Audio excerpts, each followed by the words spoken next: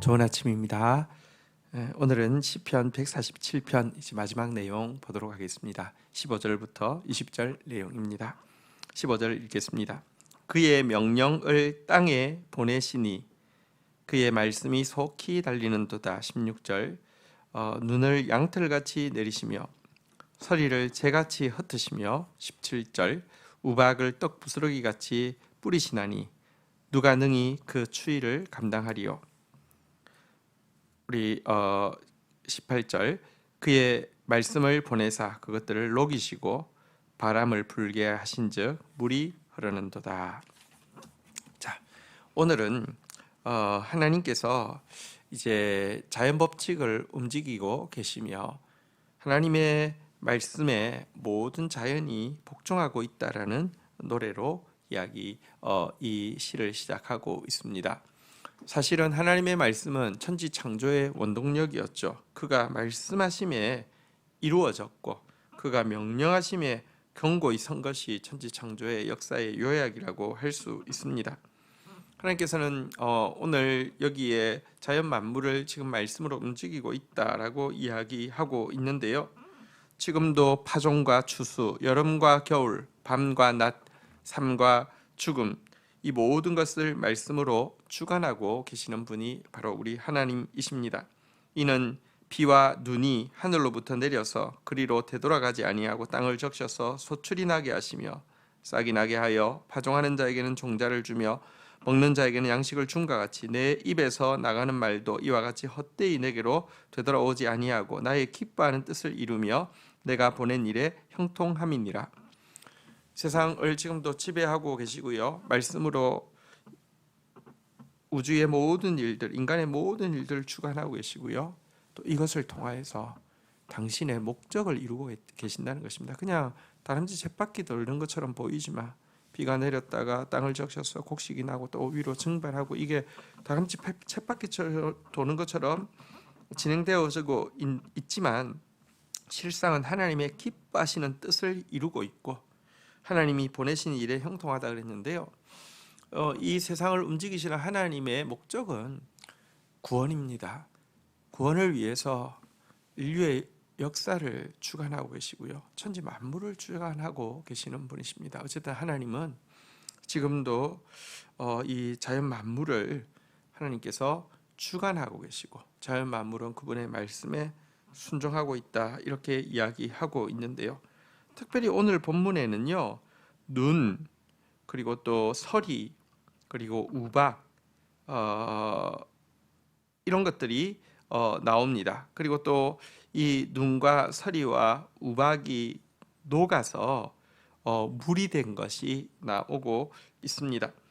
여러분 이 여기에 나온 이런 그 서리 우박 그 물 이 눈 이런 것들은 사실은 이제 자연 만물을 살아나게 하는 되게 중요한 원동력이 되지요.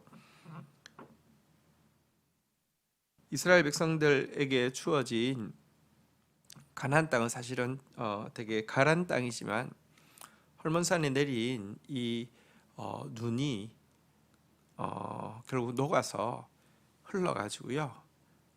이 요단강을 또 갈릴리를 이렇게 채워서 만물이 살아나게 하는 것이죠.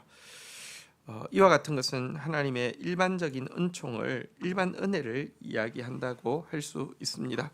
하나님은 지금도 일반 은혜로 의인과 악인에게 긍휼과 은혜를 베풀고 계십니다. 자, 그런데요, 이어지는 19절부터는 이제 모두에게 미치고 있는 자연 만물 전체에 미치고 있는 하나님의 일반 은혜뿐 아니라 특별한 은총을 이야기하고 있습니다. 19절 그가 그의 말씀을 야곱에게 보이시며 그의 율례와 규례를 이스라엘에게 보이시는도다. 20절 그는 어느 민족에게도 이와 같이 행하지 아니하셨나니 그들은 그의 법도를 알지 못하였도다. 할렐루야. 자, 이제 이스라엘에게만 임한 특별 은총, 특별한 축복에 대해서 찬양하고 있습니다. 비가 위에 나오는 이 비와 물이 일반 은총이라고 하면 말씀은 특별 은총에 해당합니다. 이것은 오직 자기 백성에게만 계시되어진 특별한 축복입니다. 신자에게 주어진 가장 큰 은혜, 가장 큰 특권이 무엇일까요? 하나님의 말씀을 맡았다는 것입니다. 여러분, 여기에 보니까 이 율례와 규례라는 것을 이제 표현하고 있고요. 우리에게 보여주셨다 이렇게 이야기하고 있습니다.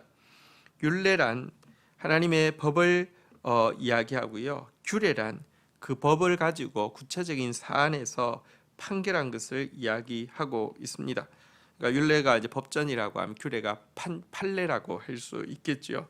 어쨌든 하나님의 이 말씀이 무엇인지도 알려주셨고 그것이 어떻게 적용되어지는지도 우리에게는 보여주셨다라고 이야기하고 있는데요. 이것이 우리에게 주어진 엄청난 특권입니다.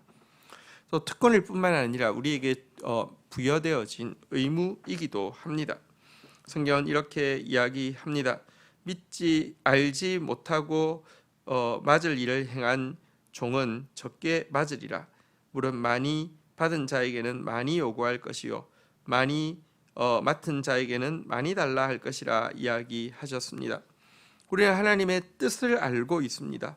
그러할진데 여러분, 우리는 그 하나님의 뜻이 무엇인지 내가 삶으로 살아내야 하고 세상 가운데 보여주어야 하는 자입니다. 모르고 범죄하는 것보다 알고 범죄하는 것이 훨씬 큰 죄가 됩니다. 우리에게 하나님의 말씀을 맡겨주셨다는 것은 여러분들 너무나 놀라운 특권이면서도 굉장히 중요한 의무가 된다는 것입니다. 그런데 사실 이 말씀을 맡겨주신 것, 율례와 규례를 이스라엘에게 맡겨주셨는데요. 구약 성경은 이와 같이 이스라엘에게 맡겨진 하나님의 말씀이 이스라엘 백성들의 실패로 이렇게 끝났다라고 이야기하고 있습니다. 말씀을 맡겨주셨지만 말씀을 제대로 알지도 못했고 말씀을 살아내지도 못하였고요. 이와 같은 특권을 타락시켜서 교만하게 할 뿐이었음을 구약 성경은 보여주고 있습니다. 이 때문에 예수님, 말씀의 본체이신 예수님이 인간의 몸을 입고 이 땅에 오게 하시고 또 그분이 친히 하나님의 뜻을 이루게 해 주셨습니다. 말씀이 육신이 되어 우리 가운데 거하심에 우리가 그의 영광을 보니 아버지의 독생자의 영광이요 은혜와 진리가 충만하더라. 여기 은혜와 진리로 번역한 단어는요, 인자와 성실로 또 구약에서는 주로 번역하고 있는데요. 예수님께서 하나님 말씀대로 살아내니까 그의 삶의 모습을 통하여 나타나는 것은 바로 인자와 성실이었다. 인자와 성실은 또 구약 성경에서 정의와 공의, 인자와 성실, 이것이 항상 짝을 이루는데요. 어쨌든 예수 그리스도께서 이 땅 가운데 말씀대로 살아내셔서 정의와 공의, 인자와 성실을 보여주는 삶을 사셨고요. 이제 그 예수님께서 성령으로 신약 시대에 우리 성도들 안에 계심으로 말미암아 우리는 하나님의 뜻을 알 수 있고 하나님의 말씀을 알 수 있는 사람이 될 뿐 아니라 하나님의 뜻을 세상에 보여주고 하나님의 말씀을 세상에 보여주는 삶을 살 수 있는 의무와 특권도 주셨다는 것입니다. 그러니 우리는 하나님을 찬양해야 합니다. 그러니 우리는 성령으로 충만하여서 주의 뜻을 나타내는 삶을 살아야만 합니다. 주신 말씀 붙잡고 기도하며 나가도록 하겠습니다. 하나님 아버지, 지금도 당신은 그 천지 만물을 견고하게 말씀으로 붙잡고 계십니다. 당신이 말씀하시니 모든 것이 이루어졌습니다. 지금도 천지 만물을 가운데 당신의 뜻을 이루기 위하여서 쉬지 않고 일하고 계시며 일반 은총으로 모든 영혼들 가운데 주님은 일하고 계십니다. 그 하나님을 찬양합니다. 특별히 우리 가운데 당신의 말씀이라는 특별한 은총을 허락하여 주셔서 당신을 똑똑히 알 수 있게 하시고 특별히 성령을 부어주시고 예수 그리스도를 보내주셔서 당신의 뜻을 분명히 알 수 있을 뿐 아니라 당신의 뜻을 이루는 동력자로 우리가 세워지게 해주신 것을 인하여서 감사합니다. 참으로 공의와 정의, 참으로 인자와 성실을 삶으로 살아내며 보여주는 사람이 되어질 수 있도록 저희들에게 주신 이 놀라운 특권을 저희들 또 잘 복된 의무로 잘 감당할 수 있도록 은혜를 베풀어 주시기를 간절히 간구하고 소원합니다. 무의미한 일들이 많은 세상 가운데 참으로 가치 있고 의미 있는 삶을 살아낼 수 있도록 새 힘을 허락하여 주신 주님, 새 시대를 열어주신 주님을 찬양합니다. 이 일을 위해서 오신 구주 예수를 찬양합니다. 예수 그리스도의 이름으로 기도 올립니다. 아멘.